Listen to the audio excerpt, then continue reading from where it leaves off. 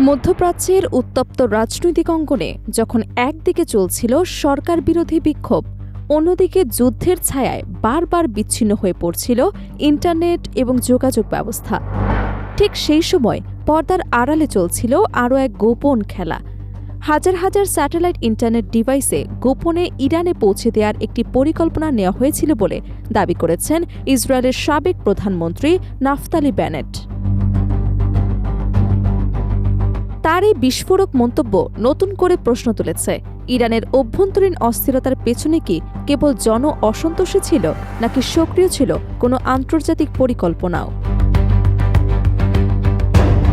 ইরানের সরকার বিরোধী বিক্ষোভ চলাকালে ইসরায়েলের একটি গোপন পরিকল্পনার তথ্য সামনে এনেছে দেশটির সাবেক প্রধানমন্ত্রী নাফতালি বেনেট। তার দাবি, বিক্ষোভকারীদের যোগাযোগ ব্যবস্থা সচল রাখতে ইরানে গোপনে স্টারলিংকের ইন্টারনেট রিসিভার পাঠানোর উদ্যোগ নিয়েছিল ইসরায়েল।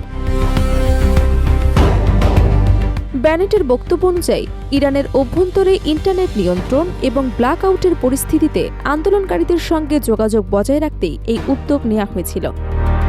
তার দাবি, ইসরায়েল 10,000-এরও বেশি স্টারলিংক রিসিভার সংগ্রহ এবং পাচারের প্রক্রিয়া শুরু করেছিল, তবে এই পরিকল্পনা পুরোপুরি বাস্তবায়ন করা সম্ভব হয়নি।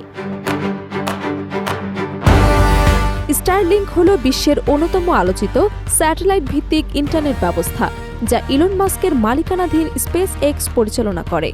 সাধারণত ইন্টারনেট অবকাঠামোর পরিবর্তে এটি মহাকাশে থাকা স্যাটেলাইটের মাধ্যমে সরাসরি সংযোগ দেয়। ফলে কোনো দেশে ইন্টারনেট বন্ধ বা সীমিত করা হলেও নির্দিষ্ট প্রযুক্তির মাধ্যমে সংযোগ পাওয়ার সুযোগ তৈরি হতে পারে।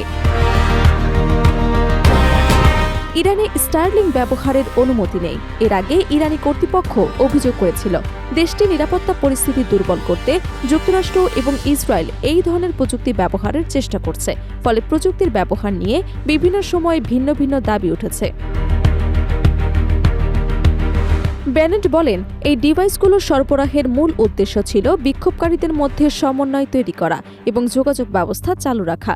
এমনকি তার দাবি, দীর্ঘমেয়াদে এটি ইরানের রাজনৈতিক পরিস্থিতিতেও প্রভাব ফেলতে পারত।